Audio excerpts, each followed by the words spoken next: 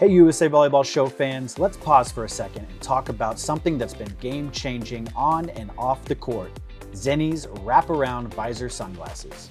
Zenni has seriously upped their game with these sports performance sunglasses. The advanced polarization technology cuts the glare, enhancing visibility even in the brightest conditions. They're made for high-impact action. These aren't just any sunglasses, they're specifically designed for pro athletes like USA Volleyball Olympians Taryn Brasher and Kristen Nuss.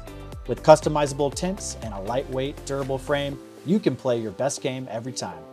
Plus, you can even add your prescription, and the high wrap frame offers full peripheral vision and eye protection.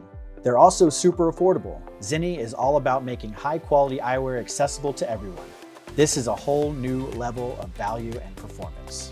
You can pick from a range of sleek, sporty designs in various frame and lens colors. So if you're looking to upgrade your eyewear game, head over to zenni.com and explore their sports performance sunglasses. Use our exclusive promo code ZENNIUSAV, that's all caps, ZENNIUSAV, at checkout to get 15% off any Zenni frames priced at $12.95 and above, including Zenni's, the sports performance collection. This offer starts on November 9th and runs through February 1st, 2026. That code again is all caps ZENNIUSAV at checkout for 15% off any Zenni frames priced at $12.95 and above. Zenni sports performance sunglasses will help you reach a whole new level. DeFalco for the win! What a performance by this group of men to come back. USA on one. USA!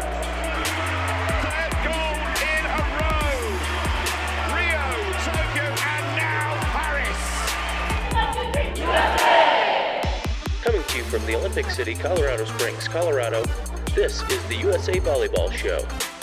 And here are your hosts, Steven Munson and Sevrin Lavenstein. Hello and welcome to the USA Volleyball Show, the official podcast of USA Volleyball. My name's Steven Munson, joined by Sevrin Lavenstein. And as you can see, we're in Kansas City, the site of the NCAA Women's Volleyball Championship. And you can hear them doing some rehearsal over there in the arena now. But Sevrin, we've had some great conversations with athletes already.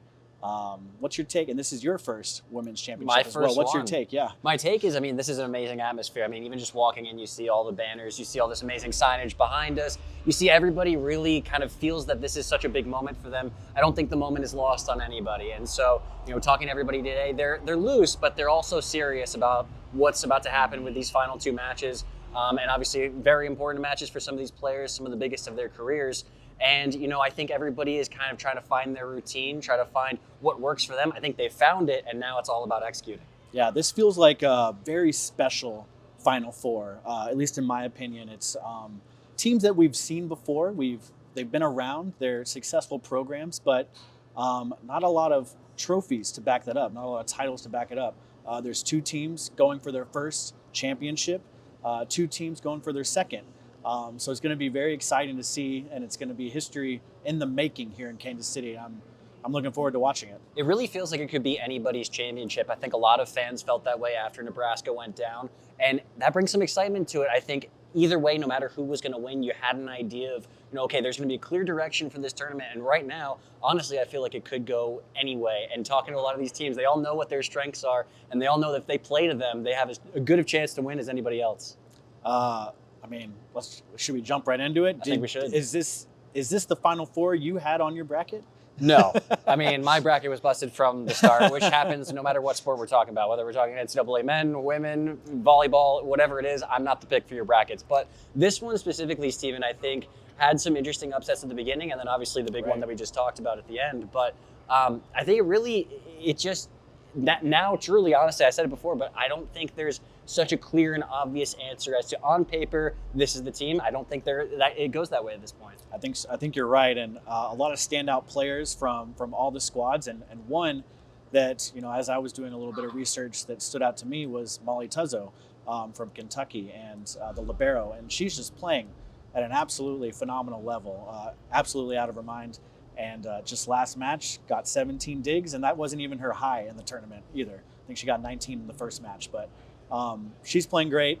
And you know the saying, defense wins championships. So that could prove the point here. Defense wins championships, but I'm going to pick this super duper obvious answer of just Olivia Babcock's been unbelievable, and I think it was so cool to be able to watch her with our national team in training this past summer. And then we knew she was obviously going to be playing a huge role for Pitt, but even just to see it play out and then to see her elevate in such big moments, especially too.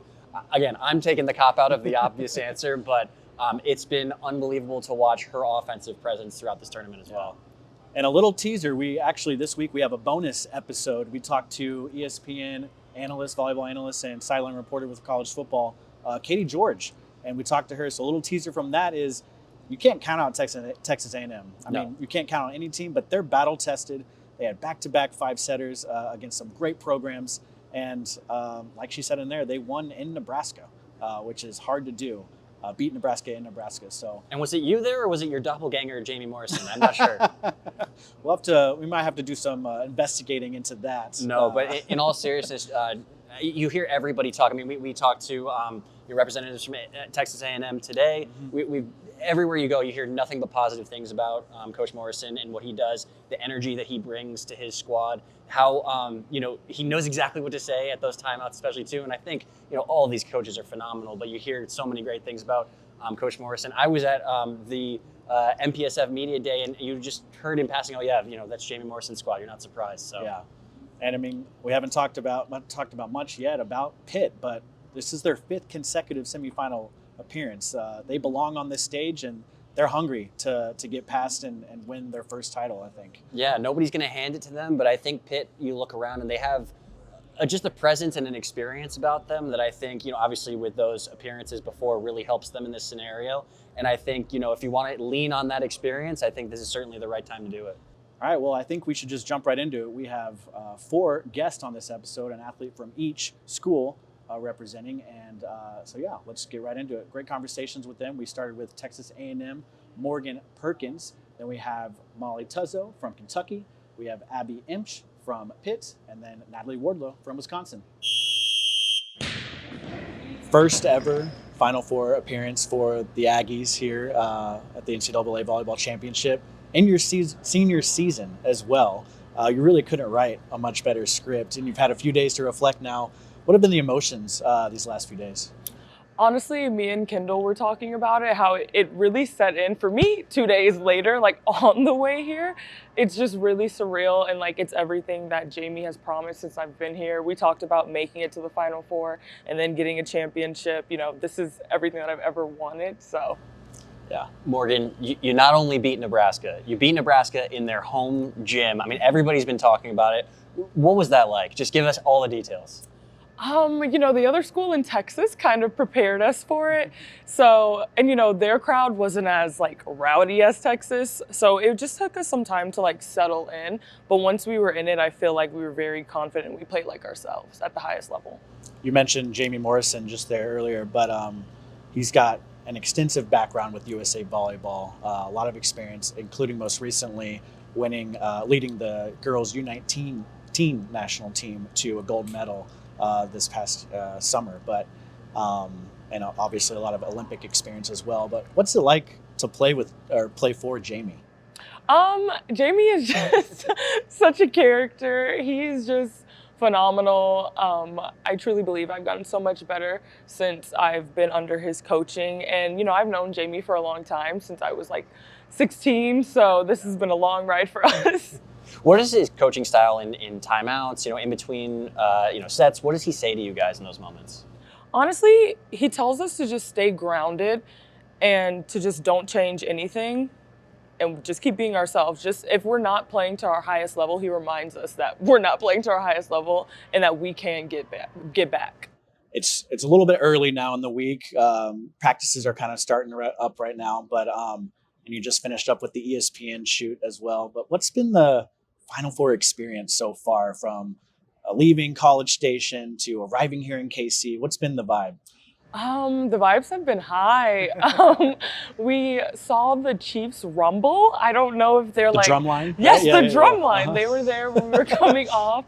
So that was really cool. And then everything is just like elevated just a bit from like the Sweet 16 and the Elite 8.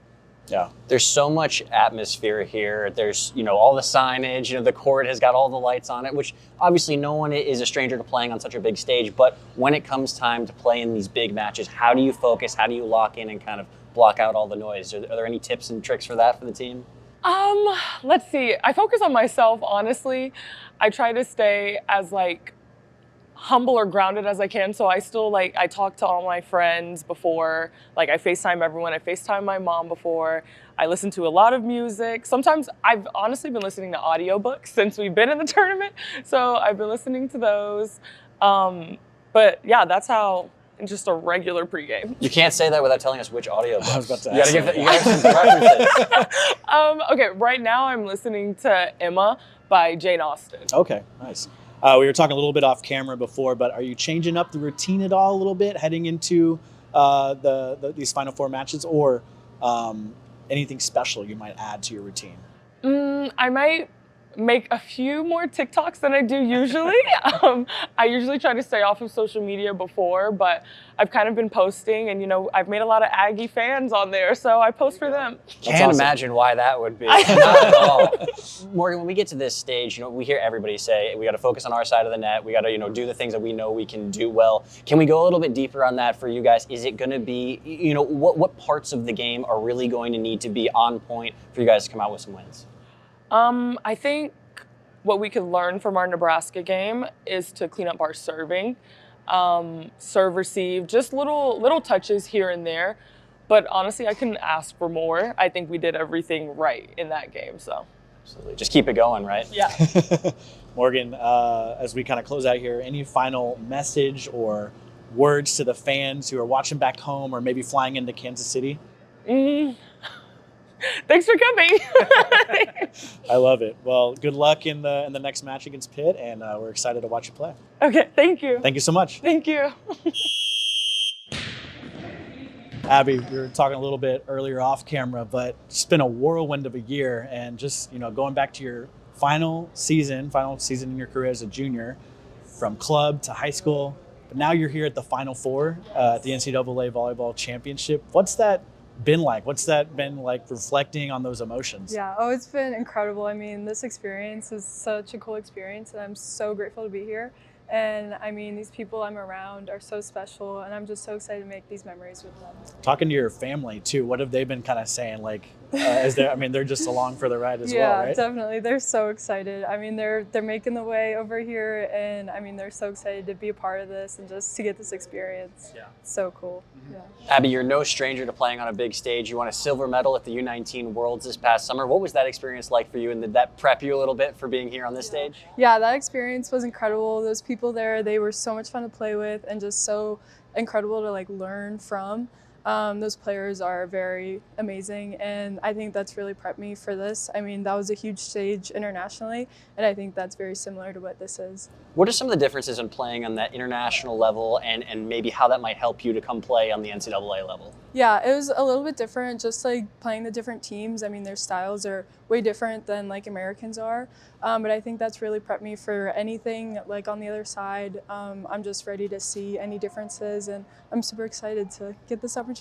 And then you too, obviously you're experienced in volleyball, but maybe, not necessarily compared to some of the other players in this tournament. Has it hit you yet? And, wow, I'm here, with Pitt in this season, and, you've got obviously a lot of chance to learn, but also, I mean, you're here to show out, right, too? Yeah. And it's not really hitting you at all that this is just such a new thing, right? Yeah, I think today it's definitely hit me the most. Just being here, it's just crazy. It's I've dreamed about this since I was a little girl, so to be here finally is quite incredible. It's very exciting. So. You talked to us too before off camera about just, how great Coach Fisher has been. Yes. Walk us through how he is as a coach. What makes him unique? I mean, he's such a great person on and off the court. He really cares about us as people and as players. And we all know we can always go to him if we need anything, if we have anything we want to talk about. He's just such a great guy, and I always find myself laughing and smiling around him. So he's pretty awesome. This is Pitt's 5th consecutive semifinal appearance, and just talking about your coach, Dan Fisher there.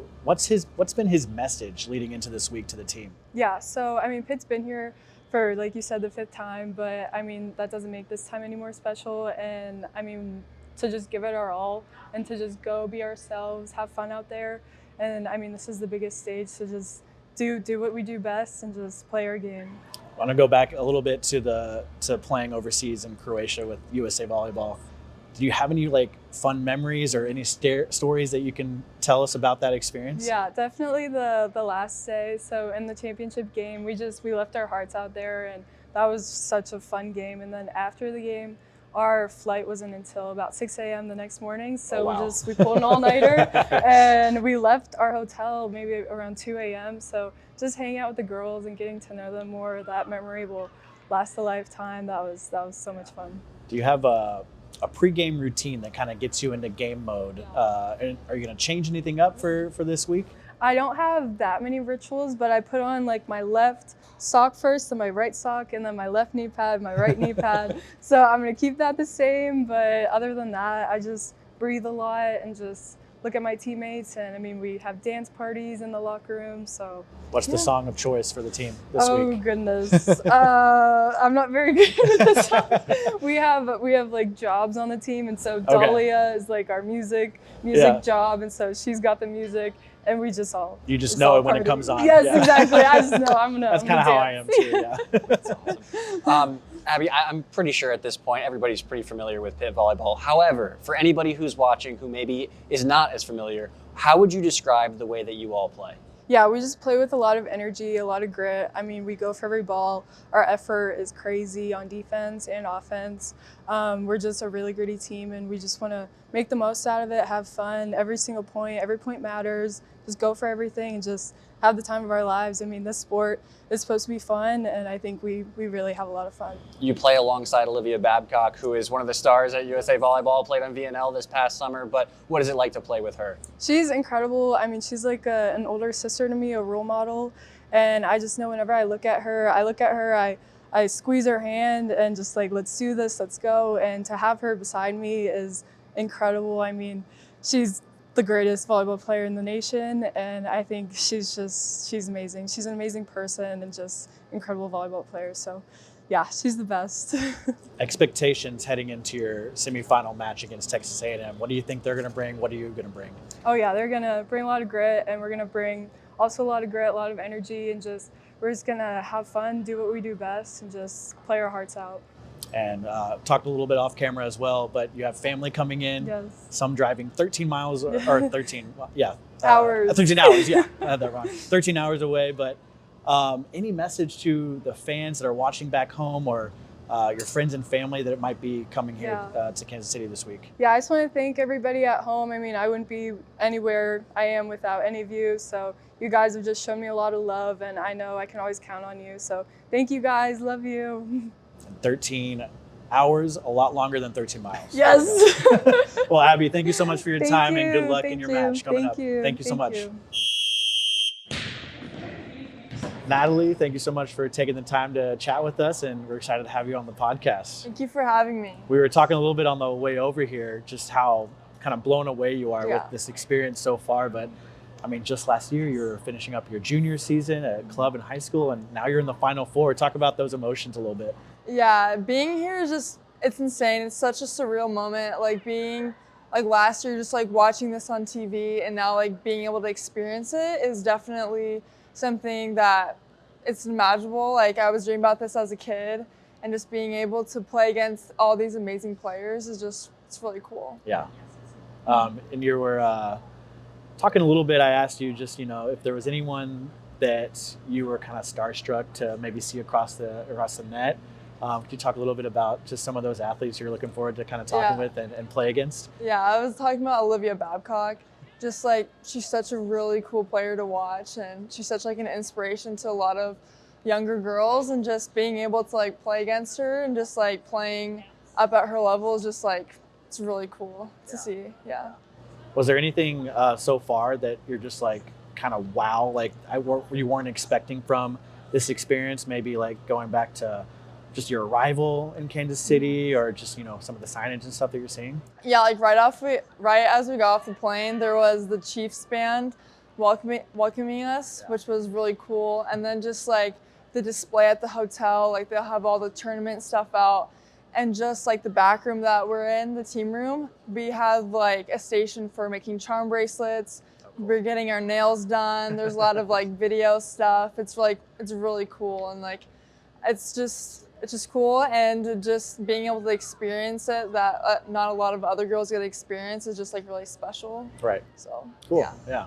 Natalie, tell us more about your experience this season playing for Wisconsin. I mean, it's so just, rabid fan base. They're super into it. And it's got to be such a unique atmosphere playing all throughout this season and obviously leading you here to the Final Four. But tell us more about what it's been like to play for them. This season has just been incredible. Just like these group of girls it's a really special team playing like with Mimi Collier and like learning from Carter Booth, like being in her position it's been really like an inspiration, and just playing at the field house is just a really cool environment to be in, and just having a fan base like that is just it's really cool to see, and just how supportive Wisconsin, like all the Wisconsin fans are, is just really cool, and just being able to just play in the field house is just like, it's really cool to be in, and just being able to play under Kelly Sheffield is such a cool experience to be a part of, and just like I said, like watching them like last year and like past couple of years, especially like when they won the national championship, it's just like an inspiration to see like I could be a part of that. So yeah. Tell me more about Coach Sheffield's style. He seems intense. He seems like he's very on top of his game there. But obviously you see a side of him probably that most don't. What is his coaching style like? Yeah, everyone on TV thinks that he's like rude, but he is such. I did not say that, for the record, Coach. If you see this, I didn't say it. No, but like he's such a dad to us. Like he cares about us as players, but also as people. And he just goes along with people even outside of their college career. Like I always hear about like past players texting him, and just him still being in contact with them is such like, it's like thoughtful to like think about. Like he still cares about you even after you play for him. And yeah, he's such a caring guy. He's funny. He makes me laugh every single day, and he gives me nicknames like Natty Spice. He gave me that nickname. That's great. It's good. But yeah, he's a really cool coach. I know it's still kind of early in the process here at the time of recording, but what has some of his messaging been leading up to specifically this week, or in any early meetings that you've had while being here at the Final Four? Just ball out, because like a lot of people didn't think that we would get this far. So just like being the underdog team is just really cool to like be a part of, and just like go for it. Like we've worked so hard, and we've just proven to a lot of people that we can be here, and just working at it every single day, and just being locked in, and also just like having fun with it. Like you only play with this group of girls once, so just having fun with it, but also just competing. And I think we've been doing a really good job at that. And he also was talking about like maxing out the right time, and I think we have still more to improve on, but just just keep on playing and have some fun with it. I want to go back to something you mentioned earlier, playing with Mimi, playing with Carter, two girls who've played in our USA national team development pipeline, or with us at various levels in the national team experience. You also have experience playing in the NTDP pipeline. How has that helped you for your NCAA experience? Yeah, being a part of the NDTP program was just really cool, and you get to learn from a lot of like different college coaches, and just like learning about different skills and styles have just helped me prepare for college, especially like as a middle blocker. Like you also want to be able to do other different skills. Like I'm a serving sub right now, so just like being able to just tone in on other different skills than just like blocking and hitting is just really, really cool. And I think NDTP has really helped me like expand my skills, like passing, defense, out of system setting, and all that. So yeah. Just wanted to comment that going back to what you were saying, Coach was saying, but just ball out. If that's not on a t-shirt already, it should be. yeah. And Carter's t-shirt.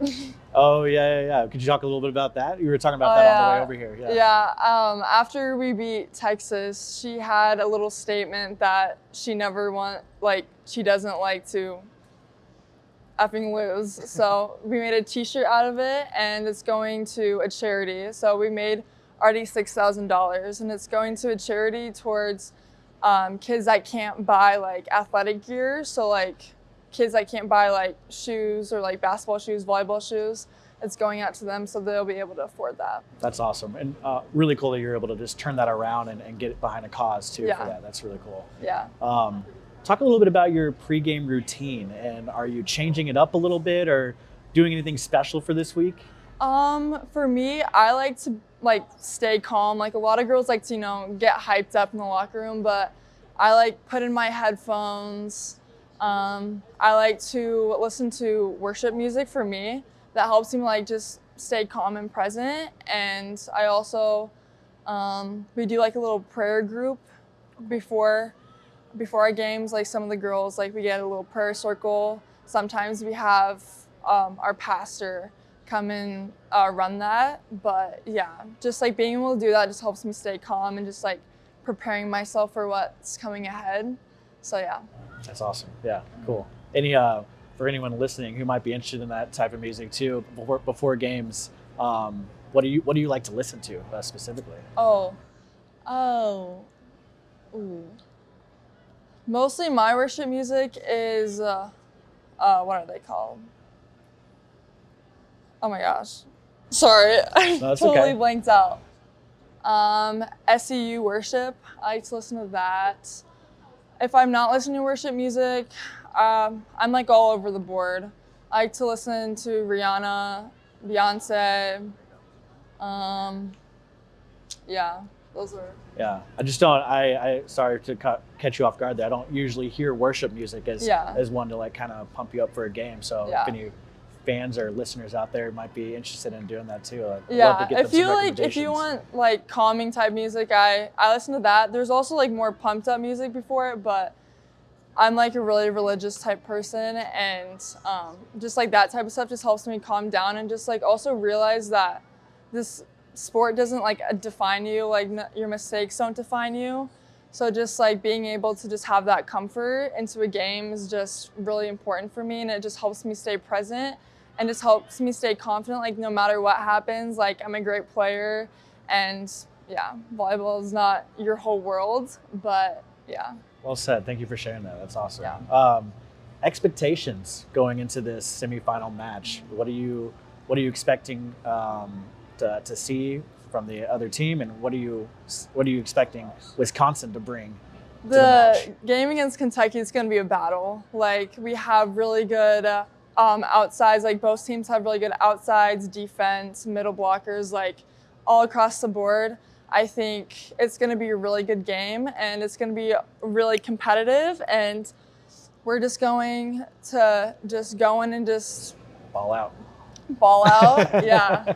Yeah, and put in really good service pressure, because getting them out of system is really big to slow down their offense. So just being able to just find those mixing crannies of just trying to get them startled or slow down the game will really help us. Yeah. Natalie, for the fans who are either coming here or are watching on TV at home, what would your message be to them, to cheer on Wisconsin? I would just say thank you for supporting us throughout this whole season. You guys are just amazing to us, and we wouldn't be here without you guys. And yeah, go Badgers. Awesome. Natalie, thank you so much for taking the time, and good luck tomorrow. Thank you. Thank you. Molly, thank you so much for taking the time to come on our podcast. We're excited to have you. This is Kentucky's second Final Four appearance. The first one was back in 2020 and actually got pushed because of COVID into 2021. But the Cats won in that final, that championship. But I guess in the last few days, as you've reflected on the moment and talked to your teammates, talked to your coaching staff, what are some of the feelings, the emotions around the team and what you're feeling? Yeah. I think, honestly, it's just so surreal. We've all talked about it. We didn't even believe that we were actually going to be here, and all the emotions are kind of setting in as we've got to Kansas City, obviously. But I think this group is just so special, and it makes it so easy to just celebrate each other, celebrate this, and just we have so much gratitude to even be here. Mm-hmm. Molly, your teammates have to feel like you've got everything back there behind the net. I believe it was 17 digs against Creighton in the last round, and you're just playing at such a high level. Describe what that's like right now to be on the top of your game going into some of the biggest matches. Yeah, I think we've all gotten better as the season's gone on, and we're peaking at the right moment. So I think it's great to be playing my best volleyball right now, and it's going to be needed because the 3 teams are just incredible. What do you see when you're playing so well? Do you feel like you're just reading things a little bit better than normal? Not that you necessarily have had any down play during this season, but especially to be at that high level that you are, is it that you're just reading things that much quickly? I think we always talk about just kind of being chill on defense. Like, it's chill. You can just trust your athleticism, trust your ability to read and make plays. So I think that is just kind of whenever I'm confident and I'm just calm and I'm stopped on defense and just ready to make plays. How long does it take to build the communication with your squad to really feel like it's firing on all cylinders? Honestly, it's taken a while for this group for sure, but I think we were together since January, so that made it so easy. I think even before the summer, before the fall, we were on that communication level because we had all 14 of us in the spring, so I think it took a little bit to know how to communicate with each other, but we were so good about having those meetings, talking with how you want to be talked to, how you don't want to be talked to. So I think that's something really special that you don't get with a lot of teams, and we've just been so good about that. Can you share with us a little bit more of what are some of those specific things that you want to hear, how you want to be talked to as a libero? I think I honestly just if I'm in my head, people can probably tell, and it's just say whatever you have to say to me to get me out of my head. I mean, if that's saying something funny, saying something harsh, I know that they have respect for me and they want me to be the best that I can be. So I think, honestly, I've just told them, whatever you feel, just say it and I'll snap out of it. So. Was there a moment, I know you mentioned that the team, you just never really felt like, you never really believed that you could be here in this moment, but was there a moment that kind of clicked where you're like, yeah, actually, we do belong here. We should be in the Final Four. Was there a moment in the season or even just in the tournament that clicked for you guys? I think since the day we all stepped on campus, really, our first meeting, we had the Kansas City zip code up on our board. So that's kind of been a talk of discussion the entire season. And I think there's just so many little things about this group that have just made sense and clicked the entire season. So I would say just from the beginning, we were just ready to win and we knew we could do this thing. That's awesome. I picture the Ted Lasso Believe over the board. That's so cool. You have the zip code up there. Mm-hmm. Just it's still early on, but talk a little bit about the experience so far at the Final Four, from the arrival, maybe even just leaving too. Did you have a send-off back on college campus? Just the experience so far here. I just think we feel so loved already, and it's only been a day. We've literally not even been here that long, and we had a send-off at our airport, and then we had fans whenever we got here. We had the Kansas City band when we got here. I knew everyone got that, but it's just such an amazing feeling to feel so loved like this, and we're getting so many gifts from so many people, and it's just, we're just so grateful. Cool. What has some of the messaging been like from the coaching staff as you've gotten this tournament started, and obviously maybe towards the end? I know it's still early here, but what have some of those messages been? Yeah, I think just take everything in. This is such an unreal experience, such a cool experience. There's only 4 teams left. So I think we've talked about gratitude a lot this season, and especially in these last coming weeks. I mean, we got to host all the way through regionals, which is such an unreal experience too. And I think, just grateful, take it all in, and just trust who we are and trust what we've done all season to get us this far. We hear a lot at really every level, but especially now, it's all about focusing on your side of the net. What does that look like for Kentucky? What is firing on all cylinders as a unit on your side of the net look like? I think we talk about our flow state a lot, and that's just kind of whenever our passing is on, our setting is on, that connection is there between the hitters and setters, and the hitters are really just putting down every single ball, and then obviously on defense we're making plays, and just that gritty defense that we know we have. I think it's really just whenever everything's working, we're all communicating well, we're all celebrating and just playing with joy.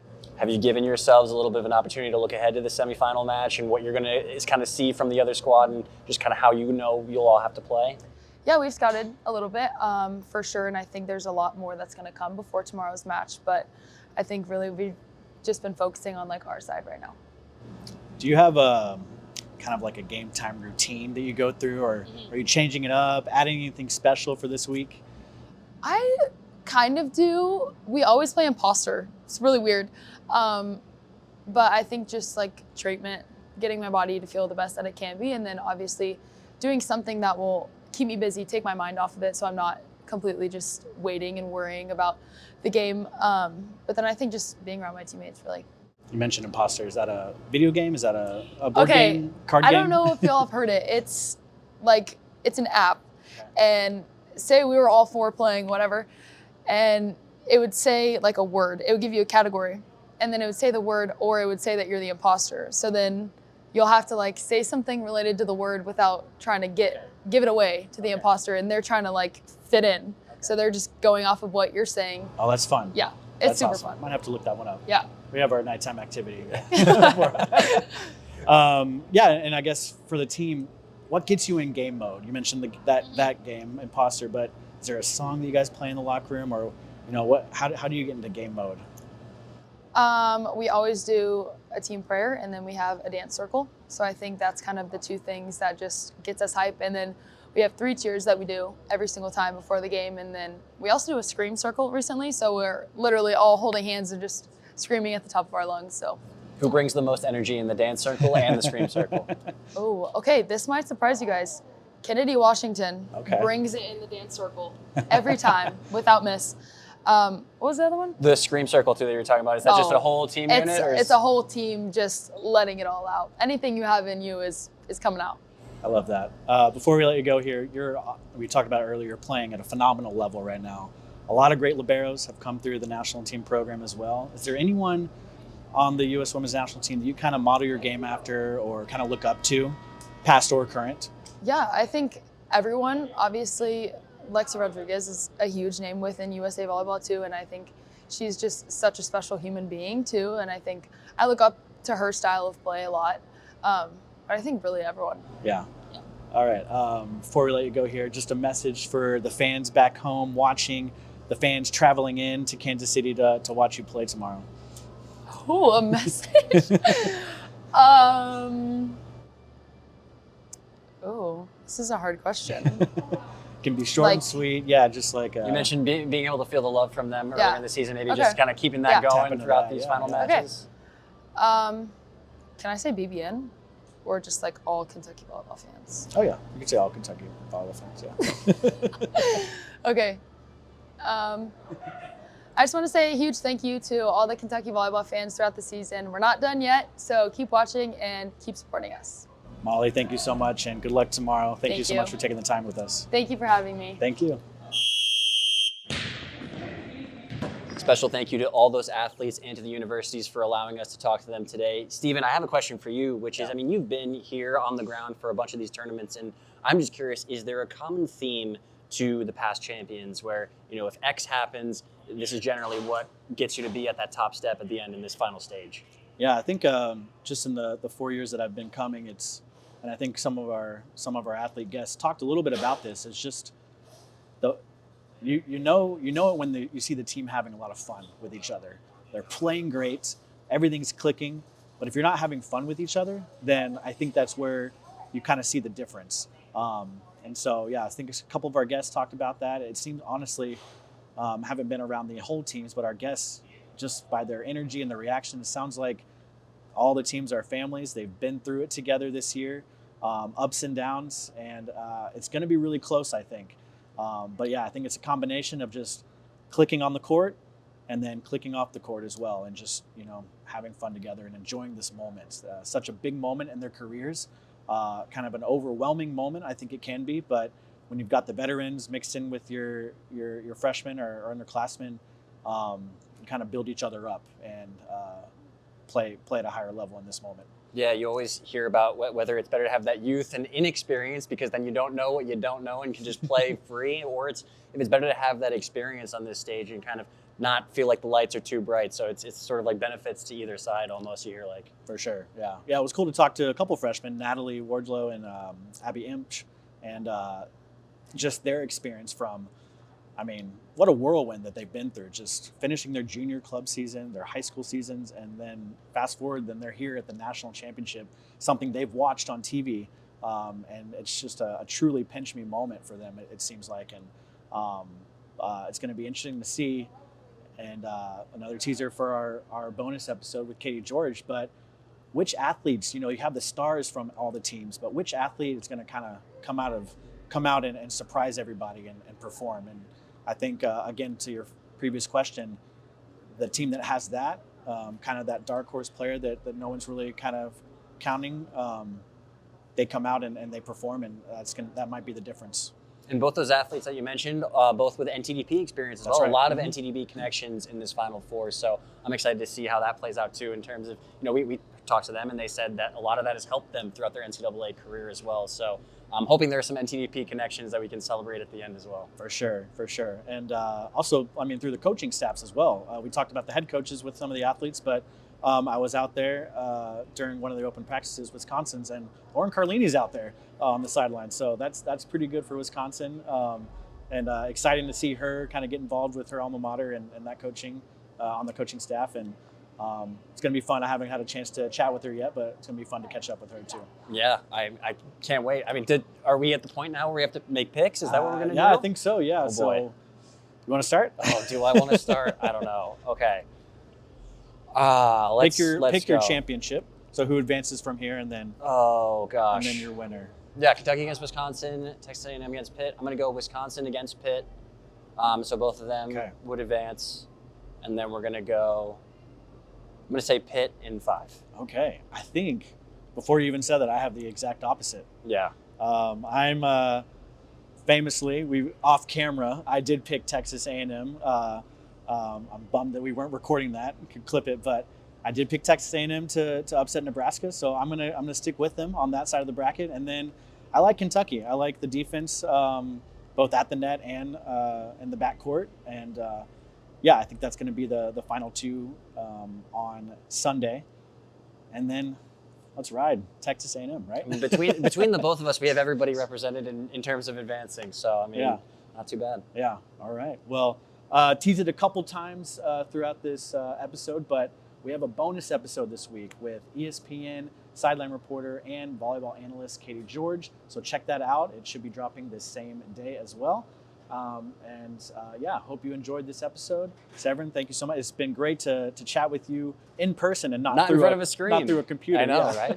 It's always great to be in person with you and record these episodes. But, likewise.